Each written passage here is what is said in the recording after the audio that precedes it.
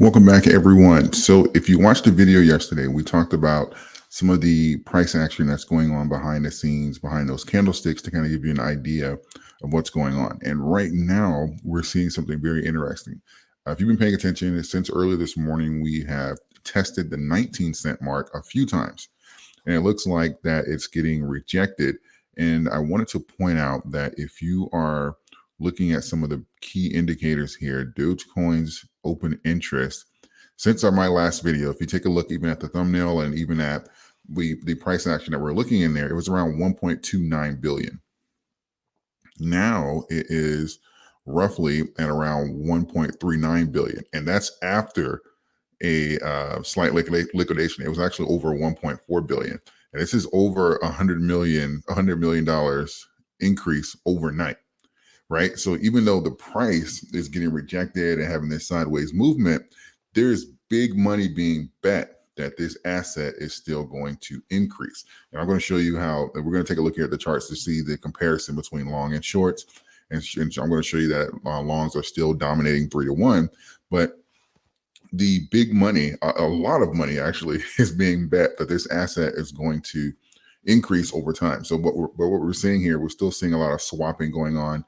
If you didn't watch yesterday's video, I went a little bit more detail, but swapping is pretty much people that had lower rates, lower positions. Let's say they got in at 10 cent and they're taking profit now, but they're still bullish on the asset. So they're pretty much, a good example would be, let's say you put 100 grand in at 10 cent and you are, let's just say you doubled, right? 200,000 at 18 cent. So now you are taking out, for example, you can take out 100K and as far as your initial investment, and then put the 100K back.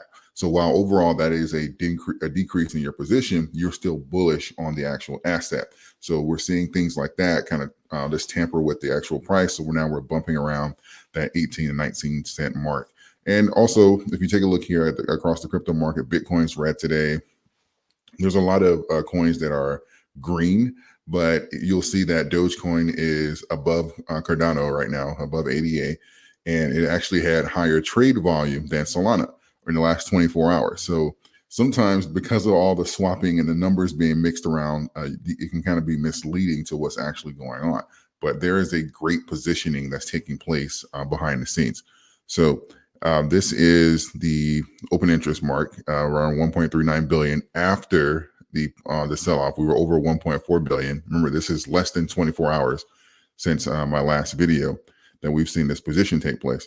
So now we're going to take a look and see who is taking these positions, right? Obviously, there's always going to be shorts no matter what the price is, but who is dominating this open interest? Open interest can be both. It's mostly a gauge between option contracts and futures. Right now, the futures is not necessarily enabled for Doge, so this is mostly option driven. I do believe this is going to be a huge benefactor when we get the futures, but right now this is mostly option driven. And what we're seeing is, what are they leaning toward? What's the temper in the market? Who's dominating these options? And let's take a look at that. So if we take a look here, the numbers are pretty much unchanged from yesterday. They're relatively close. We are still seeing 3-1, 2-1 dominance here for the longs versus shorts, right? On the 5-minute, the 30-minute, the 1 hour, the 4 hour, and even the 1 day. Doge is ironically at 69% long. I know this is my meme people are going to have fun with that one, but ironically, Doge is at 69% across the board for everything except the 4 hours at 67.97. But it is absolutely killing it as far as for long-term positions here compared to shorts. You can take a look here at the shorts chart in a moment, but it's not doing what people are. It's not doing anything what people think it is as far as for selling off. Or a lot of times people are taking like their long positions and saying, okay, well, it's not going to go. They're getting afraid, so there's this big sell-off. Now there is this. I do believe there is this great effort to keep Doge at around 18, 19 cent until we have that big push in the market, because we're going to take a look here at a different chart and show you what window that opens up for that 18 after we get across that 18 cent mark. That is a very big zone that it opens up once we start closing above 18 cent. So typically you'll have people that are trying to take their positions, especially those people that are long and they got in relatively early and they're trying to do that swap. They're going to be very careful and very aggressive to take those positions now compared to around that once we break into like the next zone. So I believe that's why we see this great shuffling that's going on. You can see evidence of that in like Bitcoin as well, and some of the other coins that have a higher trading volume. You'll see that shuffling going on because, and this really happens at every major level. But I think now because retail is so involved in the market, it can sometimes these process can kind of get blown out of proportion because a lot of times people don't know what's going on. For example, you'll see that we had a red day today, but 2 days ago, BlackRock purchased an additional 500 Bitcoins. So don't let the red fool you. I don't want, because a lot of times that red can be a deception if you're just looking at the candle, like, oh my God, we can't break behind it. But if you see the money being moved, they're taking positions. Typically it's retail. Mostly it's only retail that buys the green candles. The money is being made, the positions, the bets, everything is being implemented on the red days, on the red candles. And it will actually, we've learned this from shorts. If you were in some of the other plays, GameStop, AMC and stuff, we learned this from shorts. If they have to do some tricky stuff to make it red so they can take a better position, they'll do it. So we've learned a lot here, and we have to kind of keep that in mind when we're looking at these charts. So let's take a look here at a different chart and get some scenarios here, and also see the window that it opens up for Doge in the event we close above the 18 cent mark. Because we keep testing. Once we start testing 19 cent multiple times in a day, we are getting close to a breakout here. But I do want to paint both sides of the coin so you kind of have an idea of what to expect.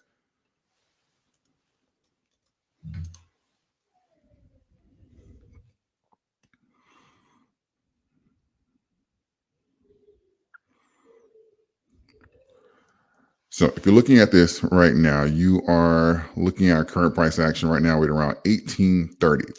So before we get into the bullishness and the positive, I want to kind of paint this out to show you that we are in pretty much a potential inverse head and shoulder. So this can play out. It cannot play out. We can, because whether you like it or not, we're on a bullish trend. So you can call this whatever you want as far as for the rejections or the pushbacks from 18, 19 cent. If you take a look here, this is a bullish trend. We've been on one for quite some time.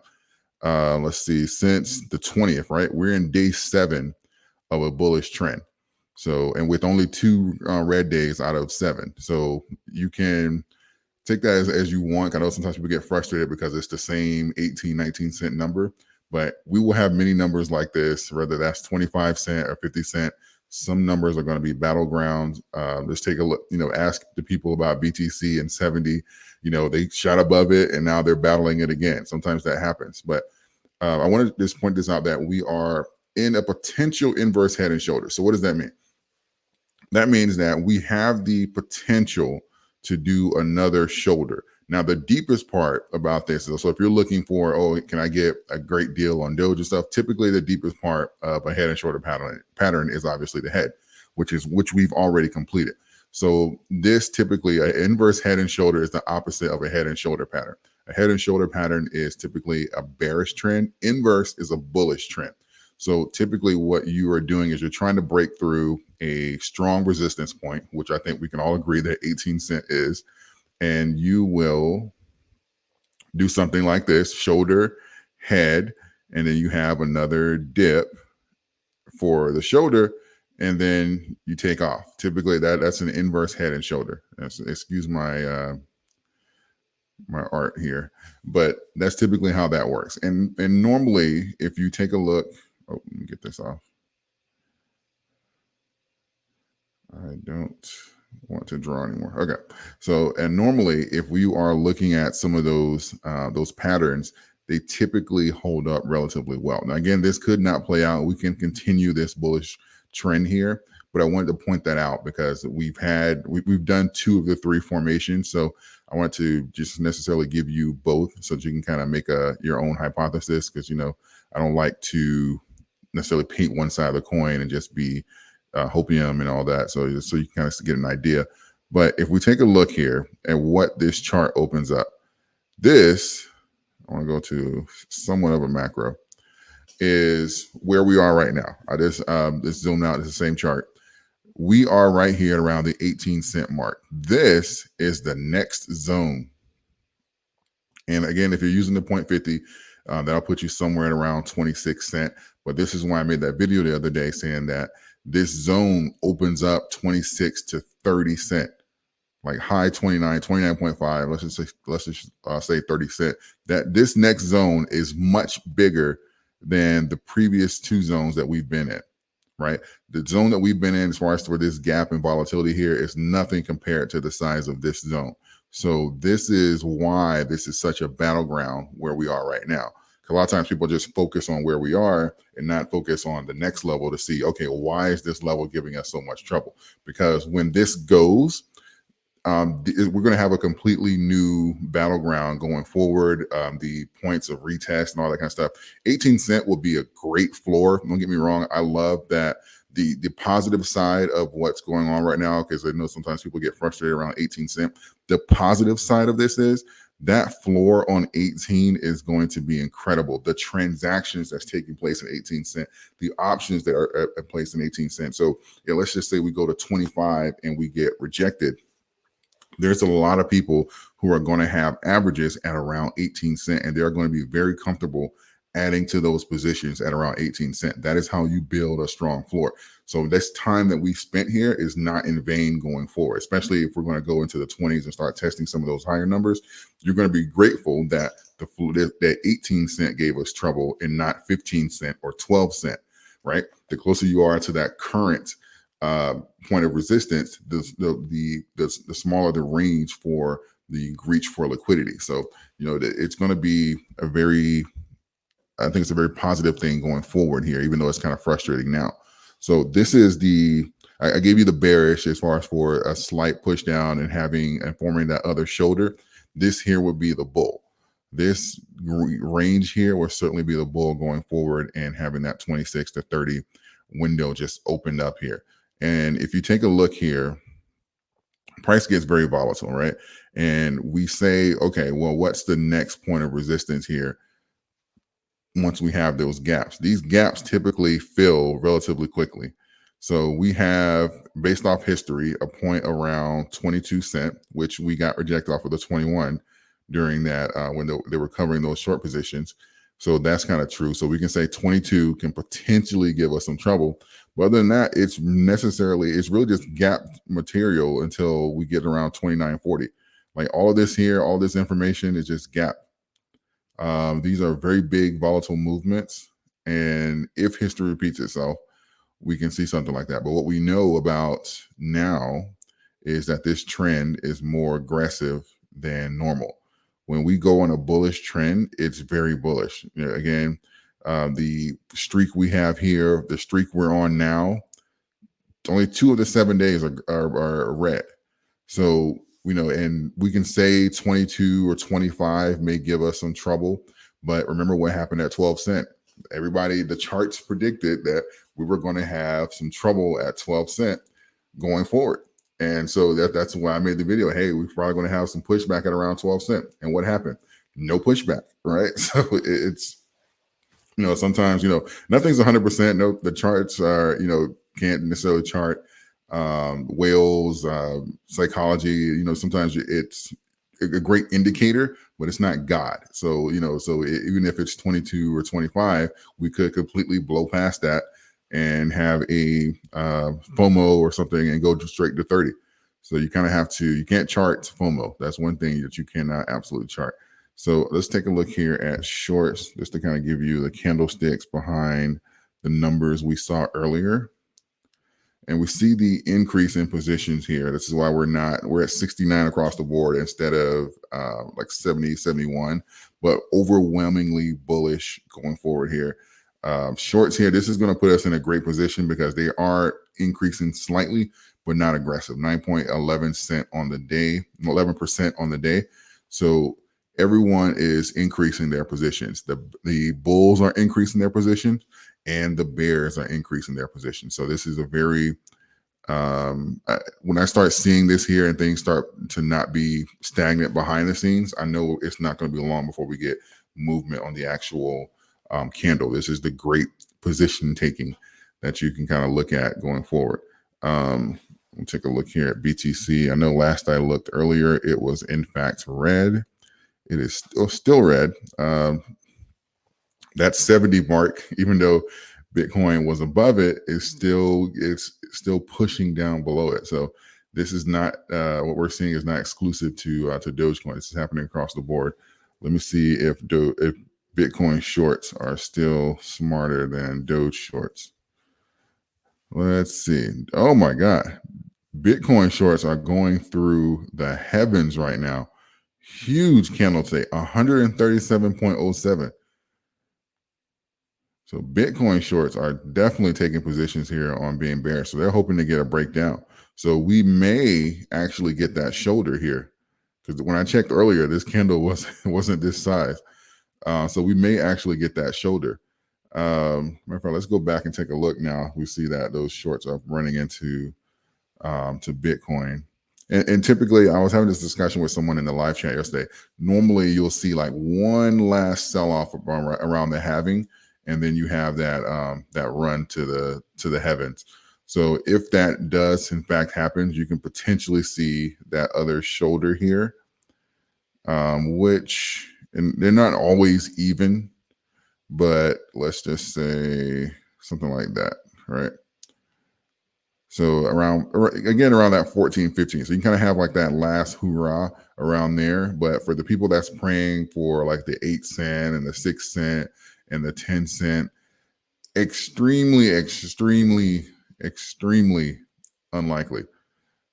This here was even going below the 15 was, I'm not going to say a fluke, but it was certainly a few major unforeseen circumstances that kind of put us there, whether that be whales dumping, 100 million, and the sell-off from Bitcoin. And even then, that was only for less than 48 hours. And then we had an immediate spring back to 15. So right now, the market is telling you that the price for Dogecoin is no less than 15, but no greater than around 19 right now. So this here being able to catch it below that is absolutely incredible.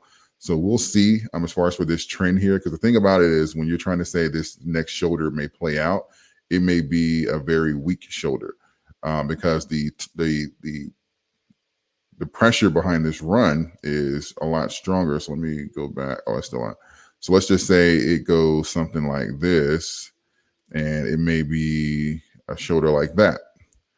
So that's still a head and shoulder pattern. It doesn't necessarily have to be even. Because sometimes we think, oh, it's a human and the shoulders have to be even. Does not have to be even. We can see a slight dip down to 16 and run like that. And I've seen some that technically were still head and shoulders. It was like this. And then, excuse my drawing here. This is very difficult to do on this pad here. And that's just a dip down of around a penny and a half, 17 cents. That still technically would be the other shoulder on our little deformed guy here. So don't necessarily, it's difficult to try and time that and say, okay, well, we're going to go down here and get a shoulder. That shoulder can be a very weak shoulder, and it doesn't necessarily have to reflect what we've previously done. It's just a pattern that kind of gives you an idea to kind of forecast a dip, but it doesn't tell you how strong of a dip. So that's something that you should certainly keep in mind.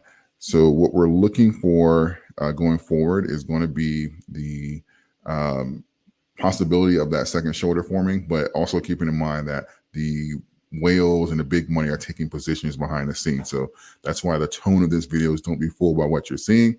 Take a look at more so of what they're doing versus what they say, right? So with that being said, I hope you found this video useful. Hope you found some great information here that you can couple with your own research. If you have not yet, please consider subscribing to the channel. We're going to hit 100,000 subscribers this year. I want you to be a part of it. With that being said, if you have any comments, questions, like the video, leave the comments in the comment section, and I will get back to as many of you as possible. Thank you, and I will see you guys in the next one.